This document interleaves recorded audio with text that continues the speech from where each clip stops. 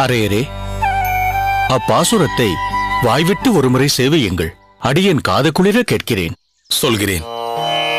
குலம் தரும் செல்வம் தந்திடும் அடியார் படுதுயராயினவெல்லாம் நிலந்தரஞ்செய்யும் நீள் விசும்பருளும் அருளோடு பெருநிலம் அளிக்கும் வளந்தரும் மற்றும் தந்திடும் பெற்ற தாயினும் ஆயின செய்யும் நலம் தரும் சொல்லை நான் கண்டு கொண்டேன் நாராயணா என்னும் நாமம். ஆஹா, நாராயணா நாராயணா. அரையரே, அப்பாசுரத்தின் அர்த்தத்தையும் தாங்களே சொல்லி அருளுங்கள். தாங்கள் ஆச்சாரியரின் இரத்த சம்பந்தமும் பெற்றவராயிற்றே. தங்கள் திருவாக்கால் அப்பாசுரத்தின் பொருளை கேட்கும் போது அதன் சுவை இன்னும் கூடுதலாக இருக்கும். சொல்லி அருளுங்கள். இப்பாசுரத்தின் பொருள் என்னவென்றால், நற்குடிப்பிறப்பை கொடுப்பதும் சகல ஐஸ்வர்யங்களையும் தருவதும் அடியவர்கள் அனுபவிக்கின்ற துன்பம் துக்கம் அனைத்தையும் போக்கி அவற்றை தரைமட்டமாக ஆக்குவதும் அந்த பரமபதத்தையே கொடுப்பதும் எம்பெருமானுடைய கிருபையையும் அவனுக்கு சேவை செய்யும் கைங்கரியமாகிய பெரிய பதவியை கொடுப்பதும், அதாவது சக்தியை அளிப்பதும், இன்னும் வேண்டிய நன்மைகள் எல்லாம் செய்து கொடுப்பதும், பெற்ற தாயை போன்று நமக்கு இதமானதை செய்வதும், இப்படி எல்லாவிதமான சகல நன்மைகளையும் ஒரே ஒரு நாமம் கொடுத்துவிடும். அது என்ன நாமம் தெரியுமா? நாராயணா என்னும் நாமம்.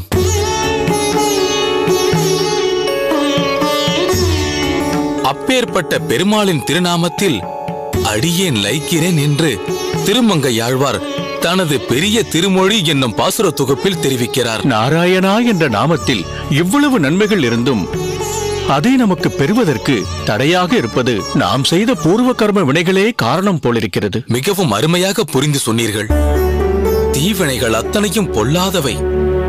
ஆனாலும் அதை அழிப்பதற்கு நரசிம்ம சுவாமியை போற்றி சிவபெருமான் ஒரு அற்புதமான ஸ்லோகத்தை நமக்கு கொடுத்திருக்கிறாரே. அது என்ன அரையரே? சாக்ஷாத் ஸ்வகாலே சம்பிராப்தம் மிருத்யும் சத்ரு கணாங் விதம் பக்தானாம் நாஷயேதி அஸ்து மிருத்யும் மிருத்யும் நமாம் யகம். அது அப்படியல்ல. தாங்கள் உச்சரித்ததில் அந்த ஸ்லோகத்தின் அர்த்தச்சுவையே மாறிவிடும். அடியார்களுக்கு பகைவர்களால் ஏற்படும் துன்பங்களையும் காலக்கணக்குப்படி ஏற்படும் மரண பயத்தையும் தவிர்த்து தடுத்தாற் கொள்கின்ற தெய்வத்தை, காலனையும் அடக்கி ஆள்கின்ற அந்த நரசிம்ம மூர்த்தியை பரமசிவனாகிய அடியேன் நமஸ்கரிக்கிறேன் என்பதே இந்த ஸ்லோகத்தின் பொருளாகும்.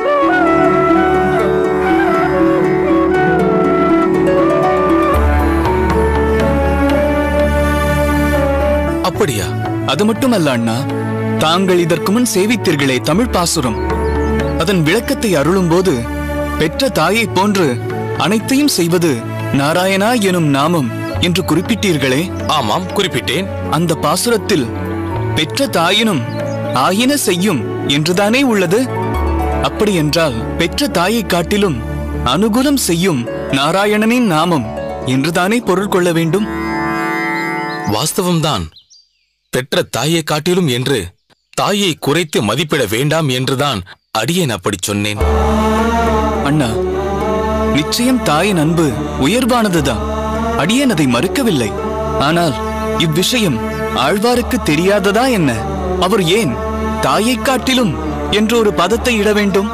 அதற்கு பொருள் இருக்கிறது. பிரகலாதனின் தாயார் கயாதுதானே? ஆமாம். அவள் ஒரு தாயாக இருந்தும் தன் கணவனான ஹிரண்யகசிபு சொன்னான் என்பதற்காக தன் மகனென்றும் பார்க்காமல் விஷம் கலந்த பாலை பிரகலாதனுக்கு கொடுக்கவில்லையா? விஷம் கலந்த பால் என்று அறிந்தும் நாராயணா என்ற நாமத்தை பிரகலாதன் உச்சரித்து அதை ஏற்றுக்கொள்ளவில்லையா? தாய் கொடுத்த விஷத்திலிருந்து பிரகலாதனை காப்பாற்றியது எது? நாராயணா எனும் நாமம் தானே. அதனால்தான் நாராயணா எனும் நாமம் பெற்ற தாயினும் மேம்பட்டு காக்கும் என்று ஆழ்வார் கூறுகிறார். அபாரம், அற்புதம். தெய்வக்கரச நம்பி, என்னே தங்களது பாண்டித்யம். பகவானை விட அவன் திருநாமம் என்ற திருப்பெயர்கள் உயர்ந்தது என்று எப்படி அவ்வளவு உறுதியாக சொல்கிறீர்கள்? அடியன் என்ன சொல்வது? பகவானே அப்படிதான் சொல்கிறார். அப்படியா? ஆமாம் சுவாமி. துரியோதனனின் அரண்மனையில் திரௌபதியின் துகிலுறுப்பு நடந்து கொண்டிருந்தது. முதலில் தன்னால் முடிந்தவரை போராடி பார்த்தால் முடியவில்லை. தன் கணவன்மார்களும் உதவும் நிலையில் இல்லை. அந்த இக்கட்டான சூழ்நிலையில் பகவான் கண்ணனின் நினைவு வந்தது.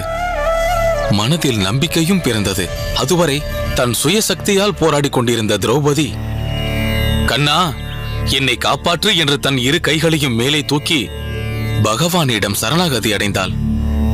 அவ்வேளையில் சத்தியபாமாவுடன் சொக்கட்டான் விளையாடி கொண்டிருந்த கண்ணன் திரௌபதியின் அபய குரல் கேட்டு பட்டென்று மறைந்தார்.